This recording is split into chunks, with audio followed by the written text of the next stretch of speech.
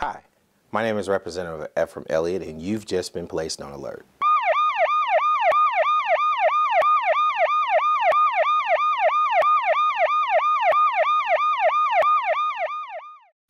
Welcome to the Elliott Alert. I have my guest today is Miss Bessie Lancelin. Good morning. Good morning. She is our regional coordinator for the Gospel Music Month, which she did such a great job. I mean, we had just such an awesome time doing it. And I want to ask Miss Lancelin, first of all, who is Bessie Lancelin? Well, Bessie Lancelin is a real busy person. Yes, she is. I'm a member of First Missionary Baptist Church, and of course I'm married to Gregory Lancelin, and we have 2 daughters. But I'm actually Director of Clinical Services at Southeast Arkansas Behavioral Health. Wow. So in addition to doing a lot of gospel music, I also have a full-time, very busy job. Right, you have a full-time job in gospel music as well, because you wear so many hats. I know that you direct several choirs. Is that correct? Oh, several. Right. Probably 20 to 25 choirs a year for different churches, especially around Women's Day season. Right. So I'm involved in a lot of different churches, a lot of different denominations of people, and I actually direct a choir called the United Women for Christ. Wow. So we are consistently in the community trying to help other churches to perform and do music in the community to bring about some sense of success. And Well, I know I want to say thank you for coming on the show, and I want to say happy birthday to you too, because I know it's your birthday, and you blessed us to be on the show on your birthday, so I want to thank you for that. Thank you. And I also want to say, I know you mentioned that you direct like maybe 20-something choirs and stuff like that. Did that help you kind of coordinate this regional Gospel Music Month? Oh yes, that was really a big part of it. Now at our Gospel Music Heritage Month, the first celebration was on September 1st at St. James United Methodist. Right. We actually had over 120 people in our choir. I remember that. That was called the Southeast Arkansas Gospel Music Heritage Choir. And that choir was actually made up of not just women, but of men as well. So yeah, that helped me to recruit people into that particular development that we were doing. Now, how did you pull that off? It was almost, I want to say it was all between 700 to 900 people at the church, which is my church, St. James. Right. And I mean, that was just amazing. How were you able to pull such a thing off? Well, we were fortunate because we started our press conference with the musical machine of the Mid-South, the drum line. Exactly. So that was very exciting and helpful. And then we had a lot of the city officials, the mayor and the county judge, and people of that caliber. And Senator Wilkins was there, of course, as well. And so we were able to pull that together just by working. I had a committee of people who helped me pull that together, and we worked probably about 3 or 4 months in order to get all of that done. So it didn't just happen overnight. So that was a lot of practicing. Oh, it was a lot of practicing, and it was a lot of meetings. We had 4 choir rehearsals, and my pastor, who is Reverend Charles S. Boyd Sr., who is the pastor of First Missionary Baptist on Fawcett Road, and the church members there allowed me to be able to hold the rehearsals at my church, but then the actual celebration was, of course, at St. James. Yeah. Well, I know there was even more than gospel singing. There was some praise dancing as well. Yes. How did you get those young ladies? I mean, that was absolutely phenomenal. Right. Well, we pulled together. I know a lot of young people because I also, in addition to working with Women's Day choirs, I do a lot of work with young people as well. Wow. And so as a result of that, I knew all of those young ladies, and my daughter, who is helped me pull that together, Juanita Lancelin, which is my oldest daughter, helped me recruit young ladies that could be a part of the praise team. When I was putting all of this together, my vision was that we would have a big, awesome experience because it was dealing with gospel music, and gospel music means so much to us, you know, as a people, and it inhibits us and allows us to, it uninhibits us rather, and allows us to be able to praise God to the highest. So I wanted kind of that genre in this celebration. So those young girls were recruited. Some of them attend UAPB, others attend UALR, wow. and some are even in elementary and junior high. So it wasn't. So we had like a different group of people. Different group. Well, I tell you, the event was phenomenal. I think it saved, well, I know that it saved a lot of souls, and it was just a wonderful event. But we still want to know more about Miss Bessie Lancelin. I'm a fan because I saw the ending product, and I know that, as I said, you serve with several choirs. That's got to be time consuming. Oh yeah, it is. And then a full-time job. Yeah. And as my pastor said, you are a perfectionist. So I know a fellow like me couldn't be in your choir. I could probably hum. Well, yeah, I always tell people that it really doesn't have anything to do with how beautiful your voice is. It's the anointing that makes the difference. Okay. And well, so I can make a beautiful sound, yes, maybe by humming. You make a joyful noise That's unto right. the Lord. Yeah, you can do that. And I say that in a choir, that willing heart, because what comes from the heart is going to reach the heart of God. So he's not going to be looking at, well, how well do you sound, but is that spirit about you? Is that's what he's looking for. Right. And so when you put it all together, when all God's children get together, what a time. So you have to think about it like that. Right. So, but I enjoy doing what I do. I enjoy my work as clinical director at behavioral health. Right. I work a lot with patients who are mentally ill and people that are addicted to drugs. I work a lot with children who have issues in school or at home or in the community. And so when I get an opportunity to work with the choir, it's like unwinding. It's like, exactly. It's something that I love to do. And people will tell you that I love to hear the voices and the singing and the camaraderie and working with people and just meeting people. As a matter of fact, this weekend, the Women United for Choir, for Christ, will be going to Camden to do a concert. So not only do we do things here in our local community in Southeast Arkansas, we travel other places as well. Well, I want you to hold that thought. We're going to go into a break, and then we'll talk a little bit more about who is Bessie Lancelin. Okay, thank you.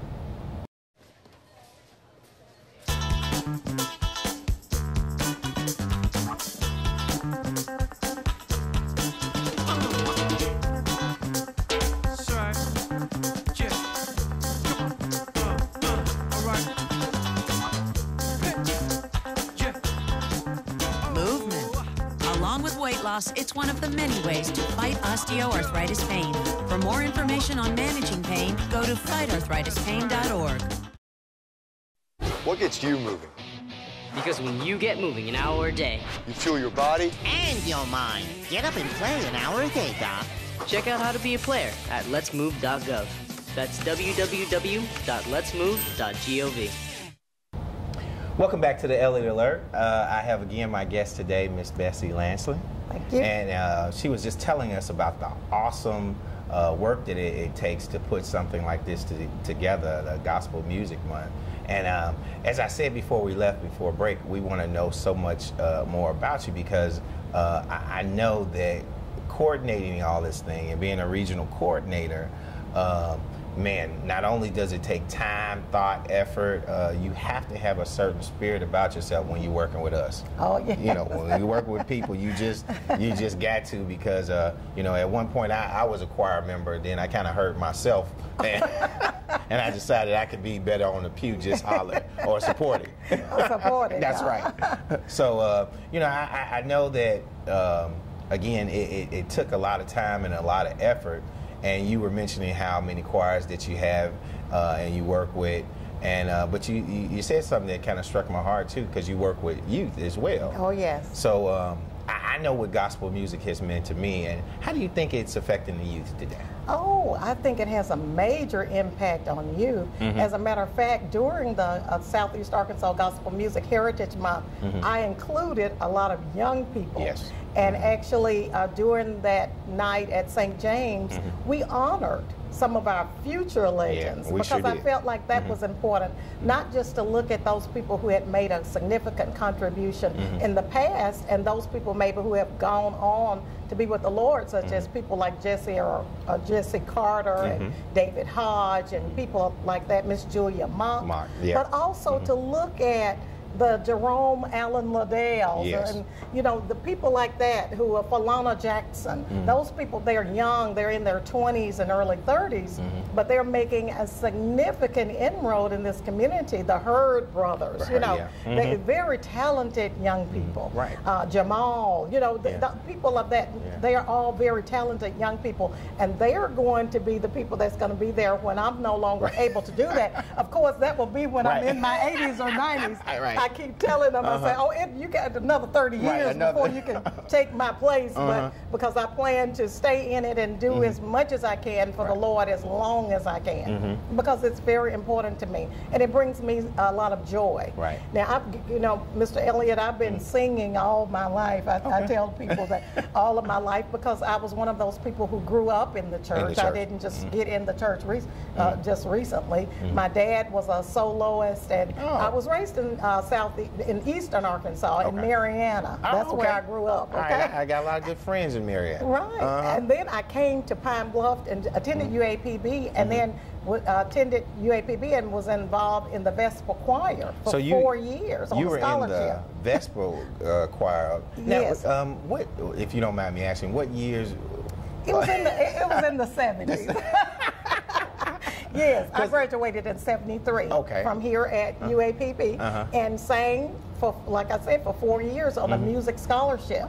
So I went to college and studied, you know, was involved in music all of that time, and all of my life, actually. And so that's been something I've continued. I actually direct the choir at my church. Wow. And so I'm there I was there last night at choir rehearsal. The night before that, I was at St. James at a rehearsal with the Women United for Christ.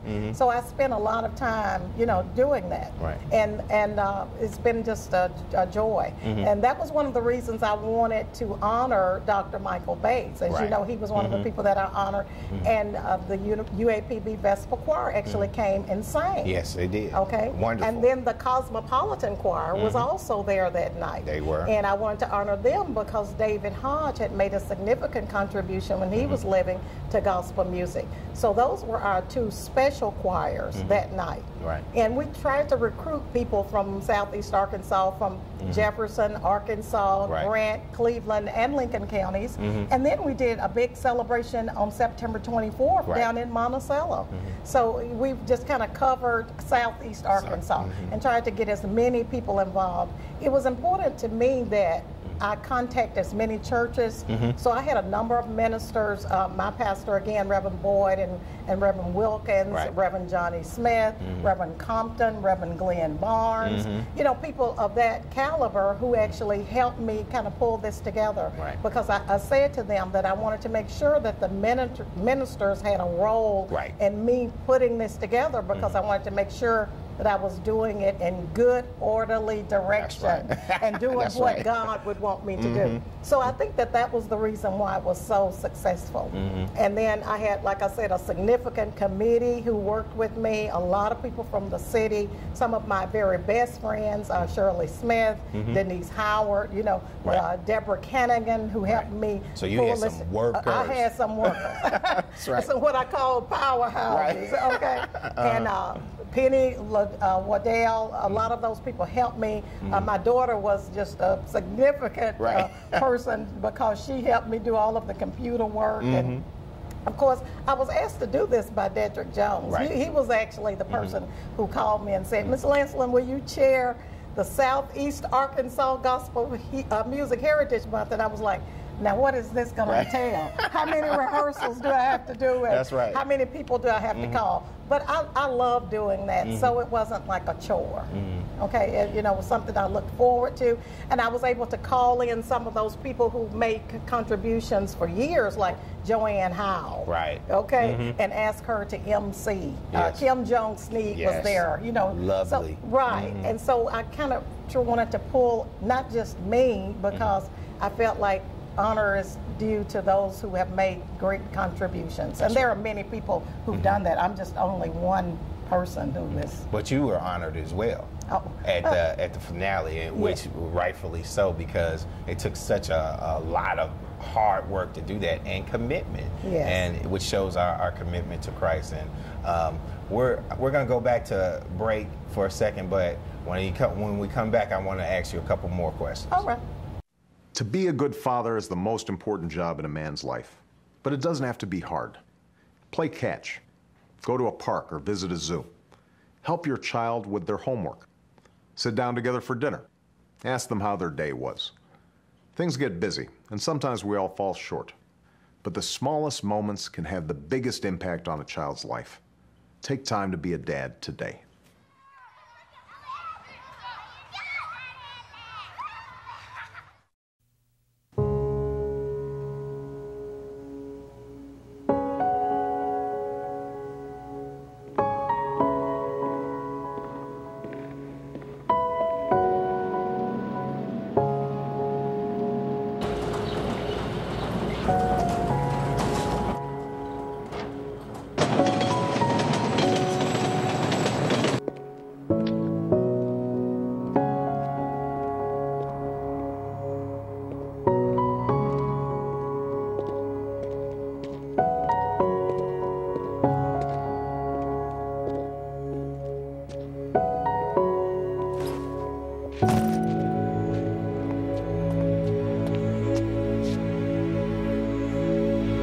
Welcome home, man.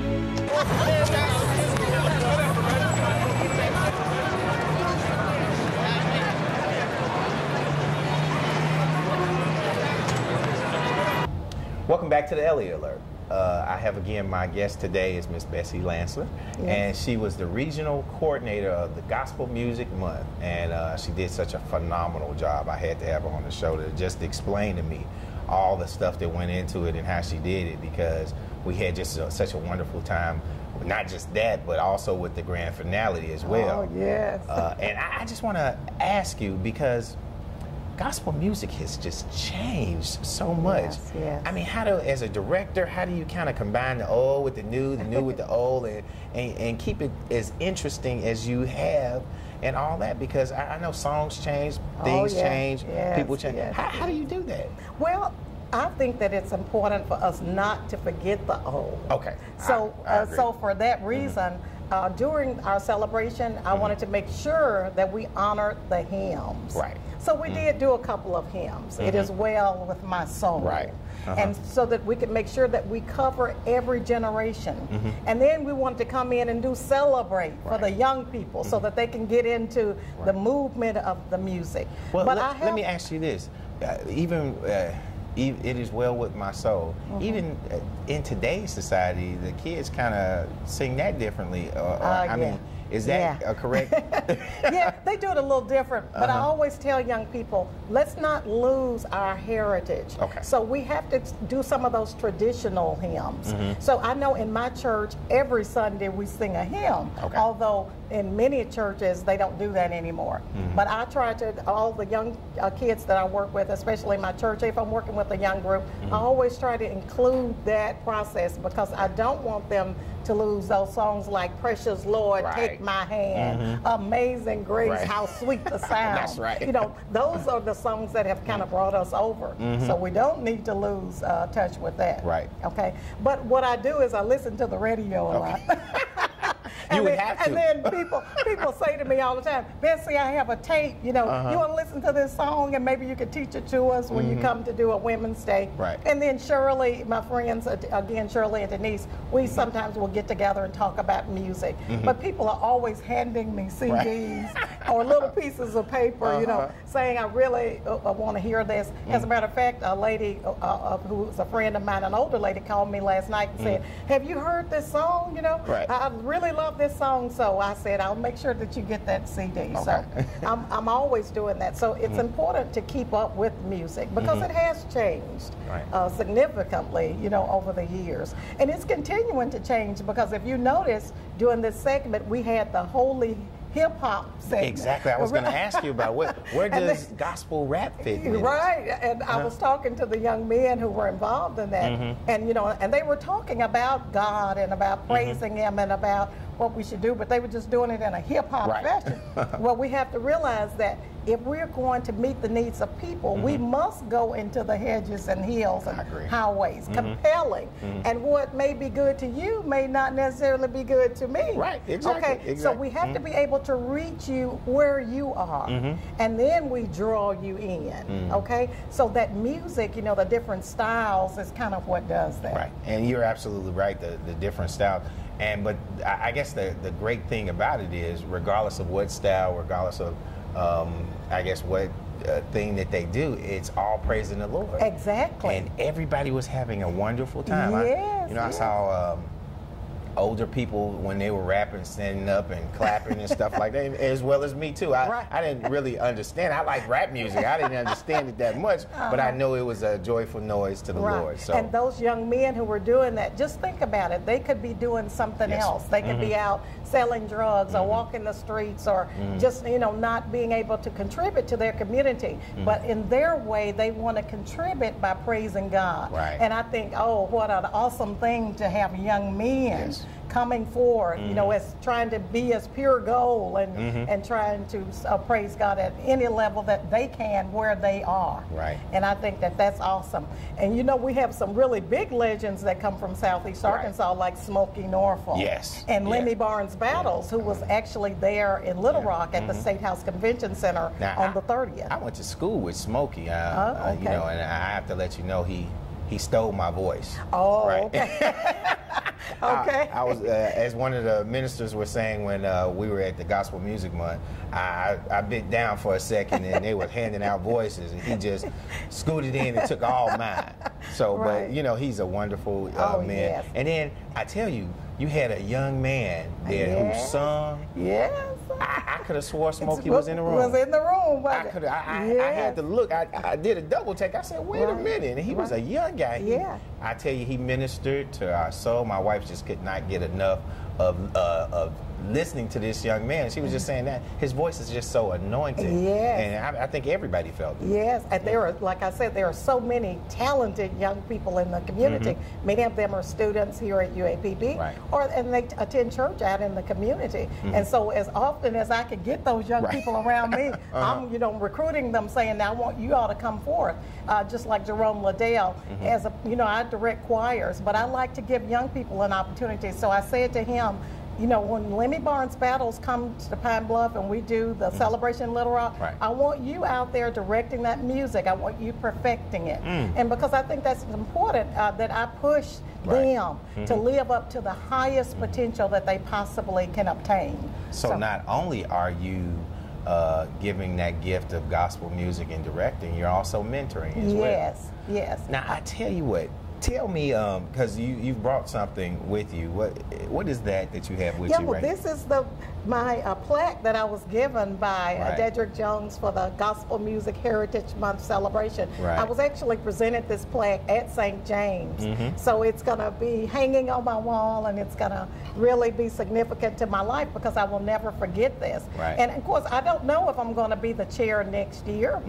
I'll have to wait and see. Well, I don't know anybody who has your enthusiasm and your professionalism. So if it's up to me, you'll be the chair.